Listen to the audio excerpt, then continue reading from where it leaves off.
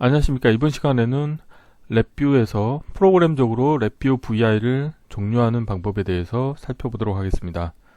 우선 강의를 시작하기 전에 구독과 좋아요 그리고 알람 설정을 해주시면 영상을 제작하는데 큰 힘이 되겠습니다. 랩뷰로 프로그램을 운영하실 때는 병렬 루프를 자주 사용하시게 됩니다. 그래서 하나의 루프에서는 사용자 이벤트를 처리하고 나머지 하나의 루프에서는 그 이벤트가 발생을 했을 때 주기적으로 어떤 기능을 수행하는 루프를 운영하시게 되는 경우가 많으실 텐데요. 자, 이렇게 여러 가지 루프를 이제 병렬로 운영하실 때 보면은 어떤 특정 루프만 종료가 되고 어떤 이제 특정 루프가 무한 루프에 빠져서 루프가 빠져나오지 못하는 경우가 발생하실 수가 있습니다.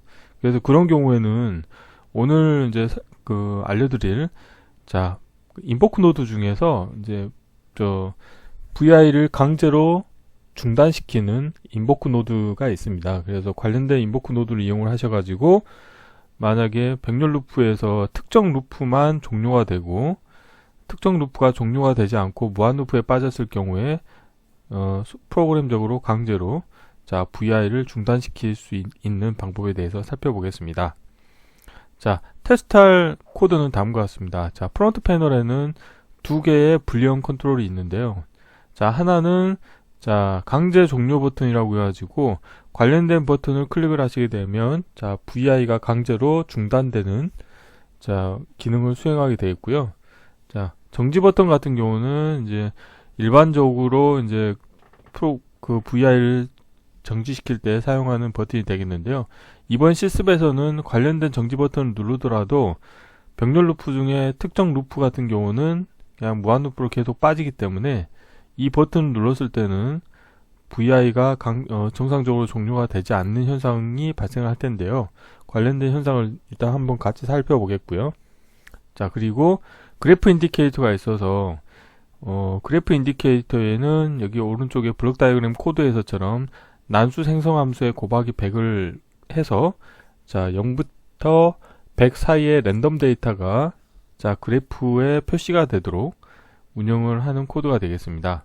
참고로 그래프 인디케이터 같은 경우는 보통 1차원별 데이터를 인가하는데 여기서는 원소값을 인가를 했죠. 원소값을 인가하는 경우에는 그래프 형태로 보이는 거는 웨이브폼 차트가 되어 있습니다. 웨이브폼 차트 같은 경우는 히스토리 버퍼를 가지고 있어서 디폴트로 1024개의 저장 공간을 가지고 있기 때문에 원소값을 인가를 하시더라도 이렇게 그래프로 표시가 가능하고요. 자, 블록 다이어그램 코드를 좀 더 살펴보면은 두 개의 병렬 루프가 있는데 하나의 루프는 while 루프 안에 이벤트 구조가 들어있죠. 그래서 이게 사용자 이벤트를 처리하는 루프가 되겠고요. 나머지 하나의 루프 같은 경우는 강제로 제가 테스트를 하기 위해서 while 루프의 정지 조건을 거짓을 했습니다. 이런 경우에는 이 VI가 실행이 되면은 이 관련된 while 루프는 절대로 정지가 되지 못합니다. 그래서 랩뷰에서 강제 종료 버튼을 눌러서 VI를 종료시킬 수가 있게 되겠는데 강제 종료 버튼을 누르는 효과를 발생시키기 위해서 위에 같은 경우는 이제 이벤트가 발생했을 때 그 이벤트를 처리하는 루프가 되어 있는데 강제 종료 버튼의 값이 변경이 됐을 때는 이 VI에 대한 참조 번호를 인가받아서 인보크 노드 중에 avert VI라고 해서 VI를 중단하는 메서드가 있습니다. 그래서 관련된 메서드를 호출하시게 되면은 VI가 강제로 종료가 되게 되겠습니다. 이론은 이 정도로 마치겠고요. 실제 실습을 해보도록 하겠습니다. 바탕화면에 새로 만들기의 폴더에 프로그램적으로 랩뷰 VI 중단하기라고 하겠습니다. 경로를 복사하신 다음에 새 VI에서 컨트롤 S 누르시고 경로 붙여놓고 파일명을 동일하게 하겠습니다. VI 이름도 동일하게 하겠습니다. 우선 프론트 패널을 먼저 꾸며보겠습니다. 프론트 패널은 불리언 버튼을 이제 두 개를 만들 텐데요. 하나는 빈 버튼을 이용을 할 거고요. 그래서 프로퍼티에서 라벨은 보이지 않게 하겠고 강제 종료라고 하겠습니다. 복사하신 다음에 불리언 텍스트 체크하신 다음에 오프 텍스트에 강제 종료를 표시하시겠고 색깔은 파란색으로 하겠습니다. 자, 다음은 정지 버튼을 하나 불러오겠고요. 라벨은 보이지 않게 하겠습니다. 자, 이렇게 한 상태에서 이제 블록 다이그램에서 코드를 완성해 보도록 하겠습니다. 자, 여기 있는 것처럼 두 개의 병렬 루프를 운영할 겁니다. 자, 첫 번째 루프를 먼저 구현하겠습니다. 첫 번째 루프는 자, 화일 루프 안에 이벤트 구조를 하나 넣겠고요. 자, 여기에서 통상적으로 구현하는 거는 보면 이벤트 케이스 추가하신 다음에 정지 버튼의 값이 변경이 됐을 때 이제 화일 루프를 정지하게 운영을 하겠죠. 그래서 보통 제가 실습을 할 때 여기까지 항상 유사한 코드를 항상 이렇게 실습을 하게 되어 있고요. 자, 입력 터미널에 자, 여기 흰색 점이 있다는 거는 연결이 덜 된 부분이 있다는 거고, 자, 생성에 상수하신 다음에 거짓으로 하겠고요. 자, 이번에는 강제 이벤트 케이스 추가하신 다음에 강제 종료 버튼의 값이 변경이 됐을 때 제가 또 이벤트를 처리할 건데요. 자, 이때는 어떻게 할 거냐면은 화일 루프의 정지 조건은 거짓으로 하겠고요. 자, 프로그래밍 카테고리 아래 보면 어플리케이션 컨트롤이 있겠고, 여기에 보면은 VI 서버 참조라는 게 있습니다. 그래서 가져오시게 되면은 디폴트로는 이 VI에 대한 참조 번호를 자, 이렇게 받으실 수가 있게 되겠고요. 그 다음에 인보크 노드를 하나 불러오신 다음에 자, 인보크 노드의 참조 번호로 자, 이 VI 참조를 인가를 연결을 해 주시고, 자, 메소드를 누르시게 되면은 다양한 메소드가 제공이 되는데, 이 중에서 저는 VI 강제 종료 동작을 수행하도록 하겠습니다. 자, 이렇게 하시게 되면은 이 강제 종료 버튼을 누르게 되면은 VI가 강제로 중단이 되는 동작을 수행하게 되겠고요. 자, 동작을 확인하기 전에 우선 아래에 병렬 루프로 하나 루프를 이제 무한 루프로 동작하는 코드를 하나 추가하겠습니다. 그래서 화일 루프의 정지 조건은 거짓이 되겠고요. 자, 숫자형에서 자, 난수 생성 함수를 불러오겠고, 자, 곱하기 함수를 이용하신 다음에 자, 난수 생성 값에 제가 곱하기 100을 하겠습니다. 생성에 자, 상수하신 다음에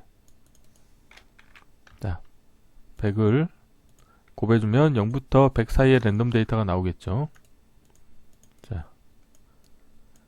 그리고 관련된 부분에서 자, 인디케이터를 하나 만듭니다. 그리고 얘를 이제 프론트 패널에서 자, 이름은 그래프라고 하겠습니다.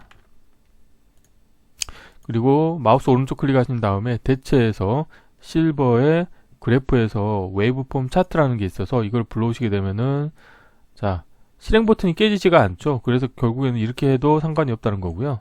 참고로 웨이브폼 차트 같은 경우는 마우스 오른쪽 클릭을 해서 차트 히스토리 길이라는 게 있습니다. 그래서 이걸 보시게 되면은 기본적으로 1024개의 자, 포인트 개수를 자, 담을 수 있는 버퍼가 있습니다. 자, 그리고 화일 루프 안에는 항상 CPU의 부담을 줄여주기 위해서 기다림 함수를 인가하라고 말씀드렸죠. 그래서 타이밍 함수의 기다림 함수에서 자, 100ms의 기다림 지연을 주겠습니다. 자, 이렇게 하면 이제 코드가 완성이 됐고, 그런데 코드가 실행이 될 때마다 이 그래프에 있는 기존의 값을 다 클리어 해주기 위해서 생성의 자, 프로퍼티 노드에 히스토리 데이터라는 게 있습니다. 그래서 관련된 값을 쓰기로 변경하신 다음에 에라 클러스터 연결하고 자, 생성의 상수를 하시게 되면은 프로그램이 실행될 때마다 이 그래프 인디케이터에 표시된 값을 다 지워주는 초기화 시켜주는 동작을 하게 되겠고요. 자, 이 상태에서 실제 이제 동작을 시켜보도록 하겠습니다.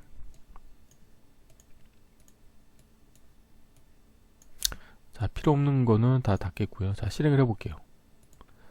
자, 실행을 하시게 되면은 100ms 주기로 100ms마다 이 그래프 인디케이터에 지금 난수 생성 값이 표시가 되는 것을 확인하실 수 있게 되고요. 여기서 정지 버튼을 눌러보게 되면 어떻게 되냐면 이 위에 사용자 이벤트를 처리하는 루프만 정지가 됩니다. 그래서 정지를 누르게 되면은 지금 이쪽은 정지가 됐지만 지금 아래 루프 같은 경우는 계속 동작이 되고 있는 것을 확인하실 수가 있습니다. 그런데 지금 이 상태에서 이 강제 종료 버튼을 눌러도 이 동작을 하지 않습니다. 왜냐하면 위에 화일 루프는 이미 정지가 됐기 때문이죠. 자, 눌러볼게요.